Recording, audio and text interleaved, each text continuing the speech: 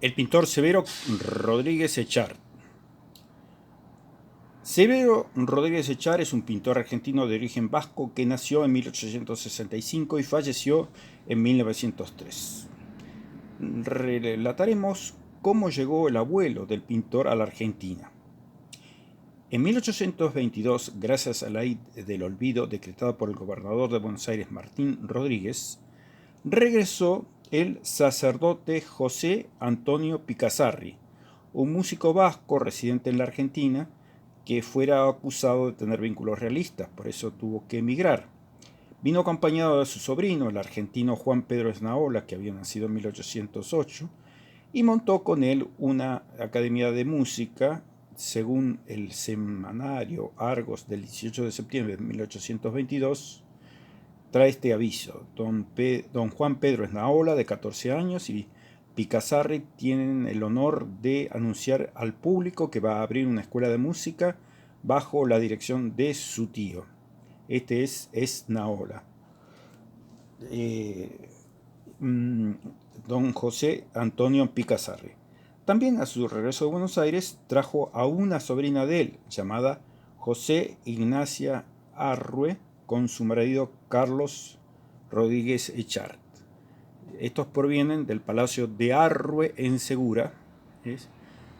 Que así se ve en la actualidad. Bueno, este matrimonio tuvo un hijo, Carlos, que tuvo a su vez dos hijos, Carlos y Severo. Este último es el pintor que inició sus estudios en el Colegio Nacional de Buenos Aires en 1877. Vemos en la pantalla el edificio de aquel entonces, que ya ha sido derribado.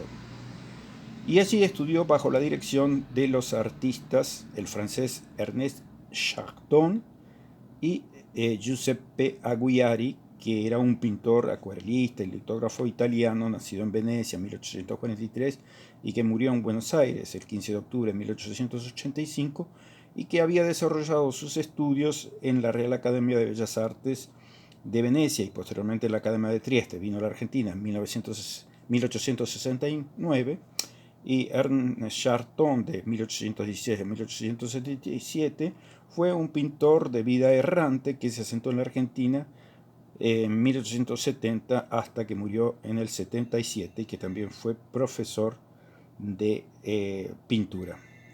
Severo Rodríguez Echard, en 1878, prosiguió sus estudios con Francesco Romero. Entre 1840 y 1906 vivió en la Sociedad de Estímulo de Bellas Artes. En 1879 viajó a Europa y a la Academia Albertina de Turín. Vamos a, en el ínterin, pasar las figuras de sus dos primeros profesores, Ernest Charton y Giuseppe Aguiari. Esta es la Academia de Estímulo de Bellas Artes, y nos encontramos en la Academia Albertina de Turín, donde estudió nuestro pintor con los pintores Gianni y Andrea Gastaldi. Residió en Roma y luego se trasladó a París, donde estudió en la Academia Julian. Acá vemos un dibujo sobre la Academia Julian. Y este es el exterior actual de la Academia Julian. Inició la carrera en Europa con éxito y estudió con los pintores William Adolphe Bouguereau y Tiny Fleury. Bouguereau, acá lo vemos en pantalla, y Tony Fleury. Al regresar en Buenos Aires y exponer en 1886 en la Casa Bossi, regresó a París alternando su residencia entre Francia y la Argentina. Desarrolló retratos, desnudos femeninos, naturalezas muertas, paisajes. En 1893 fundó junto a Eduardo Schiaffino y Eduardo Sibori y Ernesto de la Cárcova, Augusto Ballerini y Graciano Mentilajarzu, Ángel del Valle y otros, el Ateneo, desde donde se organizaron las primeras exposiciones de arte argentino. En 1898 exhibió algunos cuadros en la Exposición Nacional de la Argentina, obteniendo una medalla de oro. Y falleció muy joven, en 1903. Acá vemos el hermano Carlos Rodríguez de Char, decano de la Facultad de Ciencias Económicas, que heredó los cuadros y donó todas las obras al Museo Nacional de Bellas Artes. Bueno, después de esta breve biografía pasamos a ver su obra. Vamos a uno de los temas que él trataba, que eran los paisajes. Petit Blé se llama este cuadro y es un paisaje clásico de una naturaleza tranquila y acogedora. Esta es la ruralidad en el campo francés. Llevó muchos cuadros de figuras. Este es un clásico pintado muchísimos pintores. En este caso se trata del Ramo. Es un cuadro de 132 por 71 que está en el Museo de Bellas Artes de Buenos Aires. Otro es Rosas para Paulette, óleo de buen tamaño, y está en este momento en el Museo de Arte de Tigre. Las mujeres en el harén, de 1899, y esto sigue Modelo, que es óleo sobre tela, Caín y Abel, y esta es impresión, se llama, porque efectivamente aquí las figuras están tratadas de una manera impresionista. Figura femenina, que es un dibujo a la tinta sepia, pluma y aguada. Una figura femenina de 1893. Una campesina, un óleo que estaba en la Galería Aguilar hace 11 años atrás. Mujer con sombrero, es un pastel de buenas dimensiones. Niña con paloma, óleo sobre tela de 48 por 34.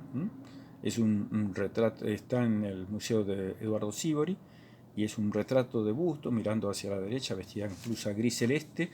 Aparece el retrato de una niña, en su rostro algunos rizos caen sobre su frente, mientras que el resto del pelo es recogido en cola por detrás de la espalda. En el ángulo inferior derecho, sostenida sobre el pecho por ambas manos, una paloma blanca con molduras y patinado. En un retrato sobre acuarela sobre papel, que está en el Museo Franklin Rawson de San Juan. Una belleza árabe, esto es muy recurrente en la pintura de ese momento. Las figuras orientales. La mujer con abanico, muy bien lograda. El vendedor de pescado, de 1898. Ahora vamos a pasar a lo que son las naturalezas muertas.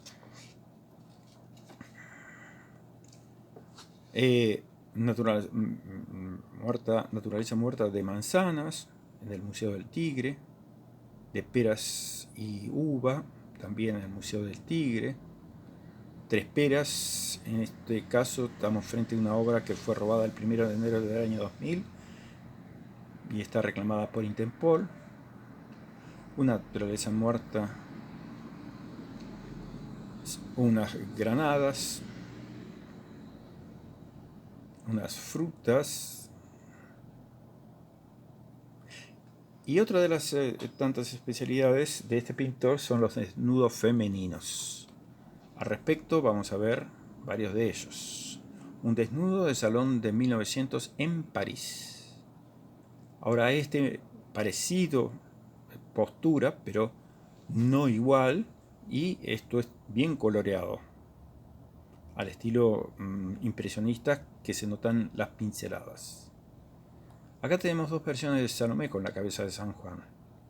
El primero evidentemente es un boceto de menor tamaño se ven diferencias, pero siempre lo que se está tratando de hacer el pintor es en pequeñas dimensiones tener un cuadro que ya no está en su poder, que lo ha vendido, pero para más o menos tener una idea de lo que ha pintado y ha vendido.